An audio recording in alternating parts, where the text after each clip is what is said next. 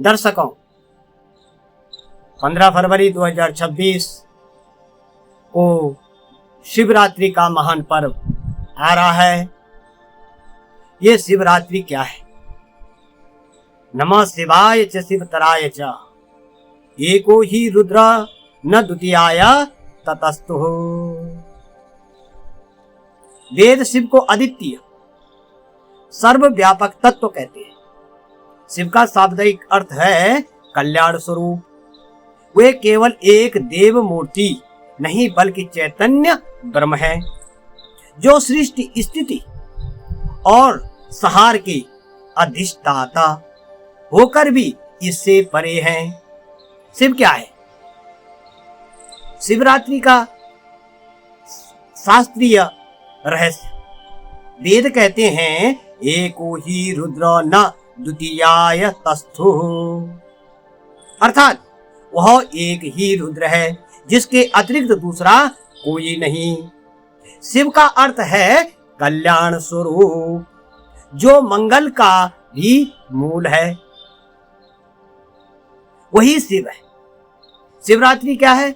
शिवरात्रि का अर्थ है शिव की रात्रि, अर्थात वह काल जब साधक अहंकार तमस से ऊपर उठकर शिव तत्व को जागृत होता है। मासिक शिवरात्रि प्रत्येक कृष्ण पक्ष के चतुर्दशी को आती है, पर फाल्गुन कृष्ण चतुर्दशी की रात्रि महाशिवरात्रि कही गई है। पुराण कहता है फाल्गुनस्या कृते पक्षे चतुर्दश्यां निशीतिथि तथा लिंगोद्भवो जाता सर्वलोको हितावह। फाल्गुन श्री कृष्ण पक्ष की अर्धरात्रि में लिंगोद्भवा अग्नि स्तंभ रूप शिव का प्राकट्य हुआ, जो लोक कल्याणकारी है। पुराणों में शिवरात्रि का रहस्य आदि अनादि मध्य निधनम ब्रह्म विष्णु वादि दुर्लभम। ब्रह्मा विष्णु भी जिसकी सीमा न पा सके, वह आनंद अनंत ज्योतिर्लिंग शिव है। अहंकार ब्रह्मा और पालन बुद्धि विष्णु। जब सीमितता स्वीकार करते हैं तब शिव तत्व का बोध होता है। भगवान ने लीला करी। नारायण जो है क्षीर सागर में लेटे हुए थे।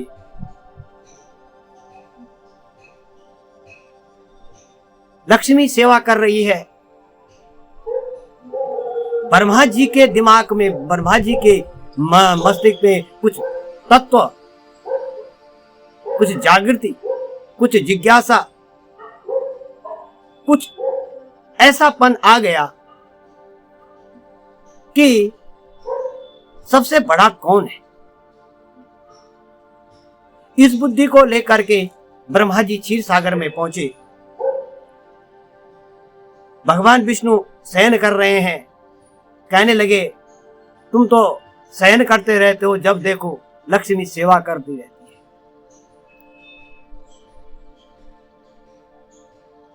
तो भगवान नारायण ने कहा महात्मा बैठो, ब्रह्मा जी बैठो। तो ब्रह्मा जी ने कहा ये तो बताओ कि सबसे बड़ा कौन है, कौन सा देव बड़ा है, ब्रह्मा है कि विष्णु है।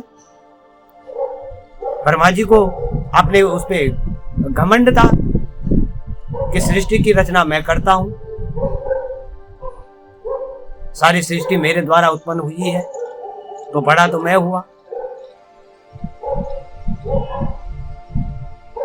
तो इस प्रकार से जो है इनमें दोनों में विवाद होने लग गया।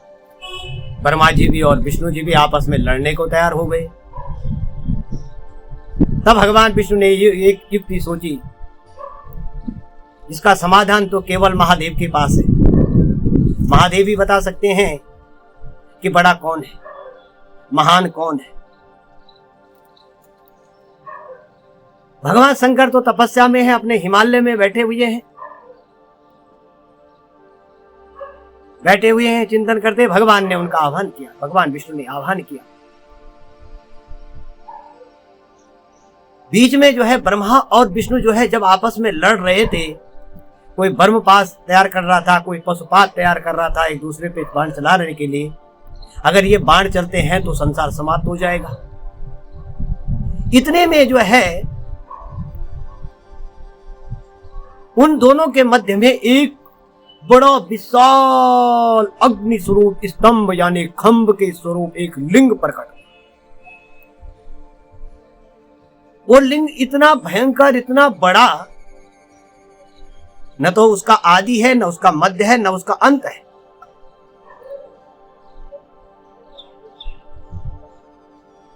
तो भगवान ने जो है ब्रह्मा जी से भी कहा, भगवान ने कि ये अस्त्र शस्त्र तो बाद में चला लेते हैं, पहले ये देखते हैं कि इस लिंग का नीचे सिरा कहाँ है और इसका ऊपर का सिरा कहाँ है। जो सबसे पहले देख करके यहां पहुंचेगा वही विजयी माना जाएगा, वही बड़ा होगा।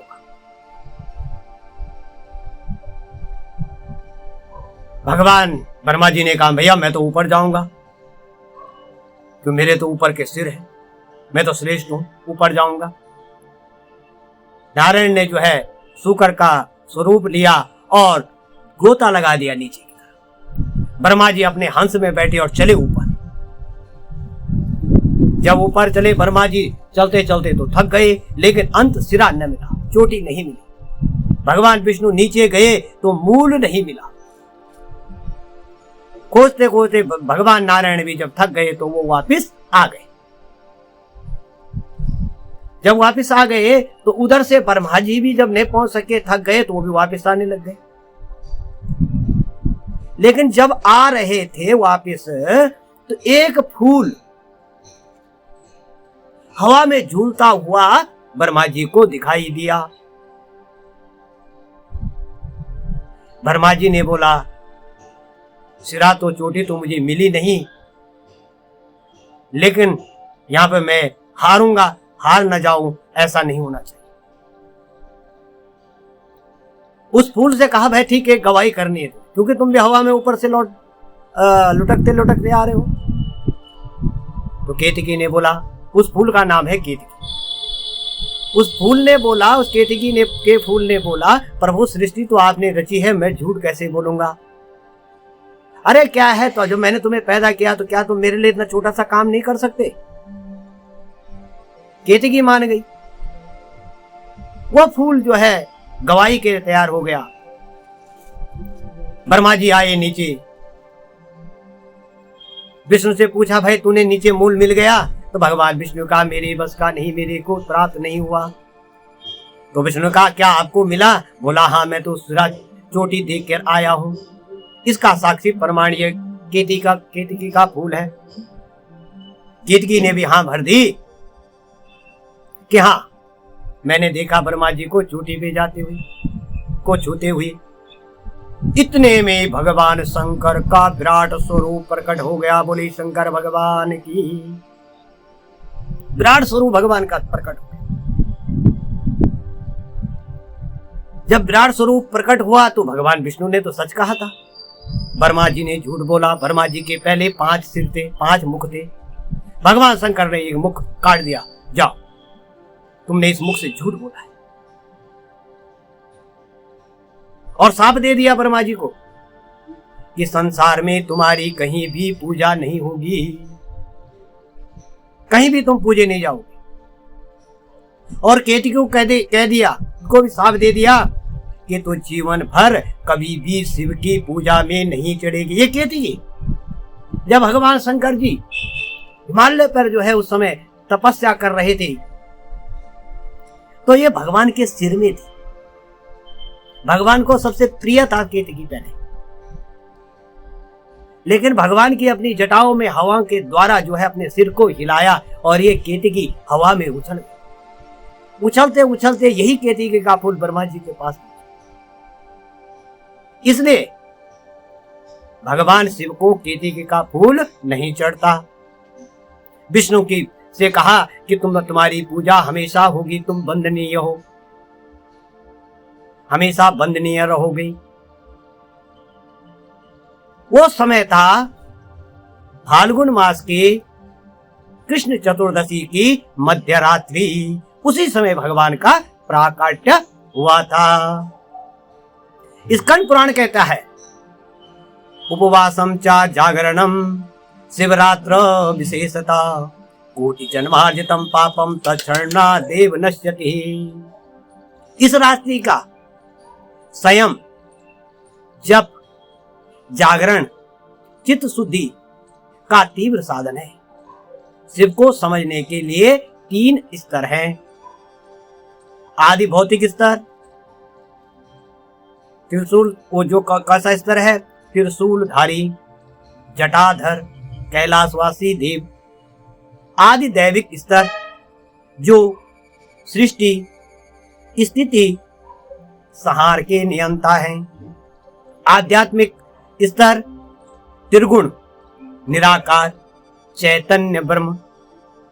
श्वेताक्षर उपनिषद कहता है शिव केवलो निर्गुणस्य, अर्थात शिव निर्गुण भी हैं और सगुण भी। वह अर्धनारेश्वर स्वरूप भी हैं। अर्धनारेश्वर स्वरूप क्या कहता है? चेतना, शिव और शक्ति अर्थात प्रकृति। जहां चेतना है वहां शक्ति नहीं, वहां सृष्टि नहीं। जहां शक्ति है पर चेतना नहीं, वहां दिशा नहीं। रात्रि क्यों? रात्रि का अर्थ केवल अंधकार नहीं, यह भीतर की अविद्या है। शिवरात्रि वह क्षण जब भीतर का अज्ञान शांत हो। लिंग पुराण में वर्णन आता है ब्रह्मा और विष्णु में श्रेष्ठ विवाद हुआ, तभी अनंत ज्योतिर्लिंग प्रकट हुआ। अनादि मध्य निधनम च ज्योतिर्लिंगम, न आदि न मध्य न अंत। ब्रह्मा ऊपर गए, अंत न मिला। विष्णु नीचे गए, मूल न मिला। अर्थात इसका क्या रहस्य है? जब तक अहंकार शिव का अनुभव नहीं, केवल अनुभव नहीं करते भगवान का, केवल अहंकार है। जब स्वीकार है तभी प्रकट होते हैं। लिंग का अर्थ है चिन्ह, जो निराकार का प्रतीक है। उपवास और जागरण का रहस्य स्कंद पुराण कहता है उपवासम च जागरणम शिवरात्र विशेषतः। उपवास अर्थात निकट बैठना, अर्थात परमात्मा के निकट पहुंचना। क्या केवल भोजन त्याग ही उपवास है? नहीं। त्याग क्या है? उपवास क्या है? इंद्रियों पे संयम ही वास्तविक उपवास है। जागरण क्यों? वह बाहरी जागरण नहीं, यह चित्त की सजगता है। रुद्राभिषेक का तत्व, जल से हम अभिषेक करते हैं तो क्या होता है? मन की शांति। दूध से अभिषेक करते क्या होता है? करुणा की प्राप्ति। घृत से हम अभिषेक करते क्या होता है? तेज की प्राप्ति। मधु, शहद से अगर हम वो करते हैं, अभिषेक करते हैं तो किसकी प्राप्ति होती है? माधुर्य की। बिल्वपत्र त्रिदलम त्रिगुणाकारम त्रिनेत्रम त्रिधायुधम त्रिजन्म पाप संहारम बिल्वपत्रम शिवार्पणम। अर्थात 3 पत्र, सत्व, रज और तम। शिव को हम अर्पण, गुणों का समर्पण। क्या अर्पण करते हैं? अपने अच्छे गुणों का समर्पण। चतुर्दशी में चंद्रमा अत्यंत क्षीण होता है, कमजोर होता है, तो क्या होता है? चंद्रमा क्या है? मन। चंद्रमा मनसो जायते। तथा शिव उपासना मन को स्थिर करती है। ओम नमः शिवाय पंचाक्षरी मंत्र शिव तत्व संतुलित करता है। शिव और साधक, शिव सन्यासी भी है और गृहस्थी भी, वे योगी भी है और भोलेनाथ भी। यह संदेश है आध्यात्म केवल जंगल में नहीं, जीवन में है। शिवरात्रि कोई अंधविश्वास नहीं, यह आत्मबोध की रात्रि है। जब भीतर का तामस शांत होता है, अहंकार नष्ट होता है, तब भगवान प्रकट होते हैं। तब कहते हैं शिवोहम, अर्थात मैं वही चेतना प्रकाश हूँ। भगवान कहते हैं मैं वही चेतना प्रकाश हूँ, आप अहम का त्याग करो। ओम नमः शिवाय। दर्शकों, यह वीडियो आपको कैसे लगा? अपने विचार व्यक्त कीजिए, करें। और अभी तक आपने जो है मेरा चैनल सब्सक्राइब नहीं किया तो करें, और वीडियो को अपने मित्रों रिश्तेदारों को अवश्य भेजें कि शिवरात्रि की जानकारी और ज्ञान उनको भी प्राप्त हो। धन्यवाद।